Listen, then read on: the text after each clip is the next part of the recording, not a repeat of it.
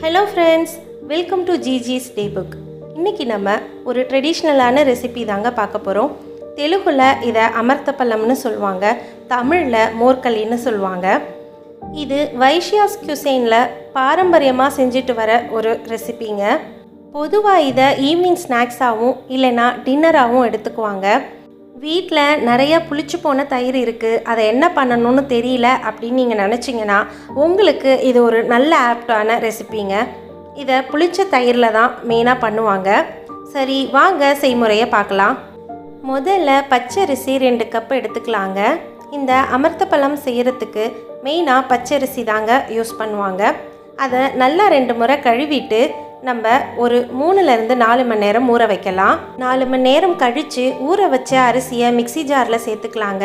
கூடவே 1/4 டீஸ்பூன் பெருங்காயத்தூளோ இல்லை பெருங்காய கட்டியோ சேர்த்துக்கலாம். தேவையான அளவு உப்பு சேர்த்துக்கலாம். இங்கே நான் காரத்துக்கு பச்சை மிளகா 8 பச்சை மிளகா சேர்த்துக்கிறேன். நீங்கள் உங்கள் காரத்துக்கு தகுந்த மாதிரி சேர்த்துக்கிட்டு எல்லாத்தையும் நல்லா நைஸாக அரைச்சிக்கோங்க. அரைச்ச இந்த மாவை நம்ம ஒரு கிண்ணத்தில் ட்ரான்ஸ்ஃபர் பண்ணிக்கலாங்க. இப்போது புளிச்ச தயிர் 2 கப்பு அதே மாவோடையே சேர்த்துக்கலாங்க. நம்ம ரெடி பண்ணி வச்சுருக்கிற மாவு இந்த கன்சிஸ்டன்சிக்கு நல்ல தண்ணியாக இருக்கிற மாதிரி பார்த்துக்கோங்க. தேவைப்பட்டால் நம்ம தண்ணி கூட சேர்த்துக்கலாம். அடுத்ததாக ஒரு அடிக்கனமான கடாய் எடுத்துக்கலாங்க. அதில் 2 டேபிள் ஸ்பூன் அளவு எண்ணெய் ஊற்றிக்கலாம். கூடவே 1 டீஸ்பூன் அளவுக்கு கடுகை சேர்த்து தாளிச்சிக்கலாங்க. 1 டீஸ்பூன் அளவு உளுத்தம்பருப்பு சேர்த்துக்கலாம். இது கூடவே பொடியாக நறுக்கின 3 பச்சை மிளகாவையும் சேர்த்து நல்லா வதக்கிக்கலாங்க. ஏற்கனவே காரத்துக்கு தேவையான அளவு பச்சை மிளகாவை நம்ம மாவோடையே அரைச்சிட்டோம்.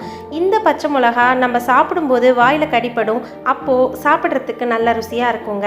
இந்த மோர்களியை பொறுத்த வரைக்கும் நல்ல புளிப்பாக காரமாக அப்படி இருந்தால் தாங்க நல்ல ருசியாக இருக்கும். இப்போது நாம் ரெடி பண்ணி வச்சுருக்கிற மாவை கடாயில் சேர்த்துக்கலாங்க. நம்ம செய்கிற இந்த மோர்களிக்கு எல்லாமே லோ மீடியம் ஃப்ளேமில் வச்சு தாங்க இதை தயார் பண்ணணும். நம்ம கைவிடாமல் கலந்து விட்டுக்கிட்டே இருக்கணுங்க. மாவை கடாயில் சேர்த்த 2 நிமிஷத்துக்குள்ளேயே நல்ல திக்காக ஆரம்பிக்குங்க. அதனால் நம்ம கைவிடாமல் கலந்து விடணும், இல்லைன்னா கட்டிப்பட ஆரம்பிச்சிடும். இது கூடவே பொடியாக நறுக்கின கருவேப்பிலையையும் சேர்த்துக்கலாங்க. நான் எடுத்துகிட்ருக்கிற இந்த 2 கப் அரிசிக்கு 4 பேர் தாராளமாக சாப்பிட்லாங்க.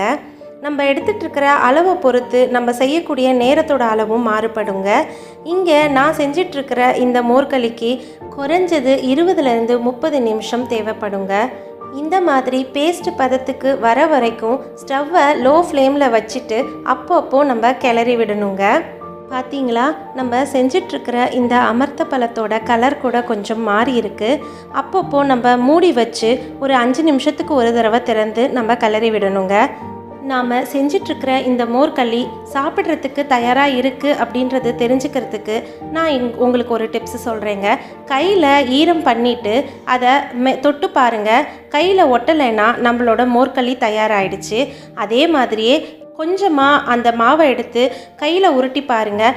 பால் மாதிரி உருட்டை வந்துச்சு அப்படின்னாலும் நம்மளோட மோர்களி தயாராகிடுச்சின்னு அர்த்தங்க. நம்ம செஞ்ச இந்த மோர்களியை ஒரு கிண்ணத்தில் ட்ரான்ஸ்ஃபர் பண்ணிக்கிட்டு லைட்டாக தண்ணியை தொட்டு நல்லா பிசைஞ்சு விட்டுக்கலாங்க. அப்போது சின்ன சின்ன உருண்டைகள் இருந்தால் கூட அதுவும் மசிஞ்சிடும்.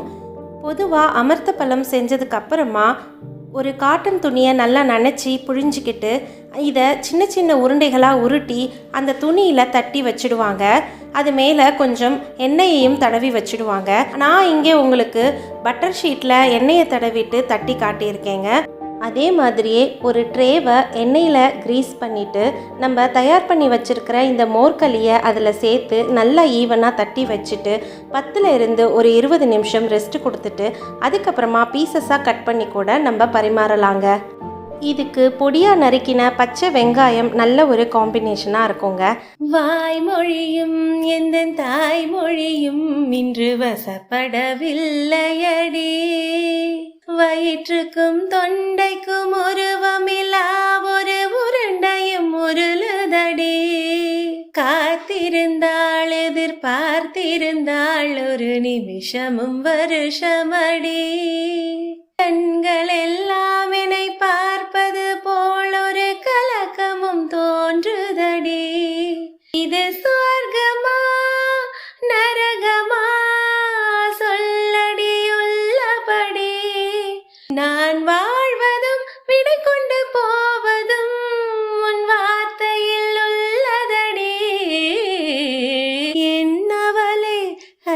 என்னவளே எந்தன் இதயத்தை தொலைத்து விட்டே.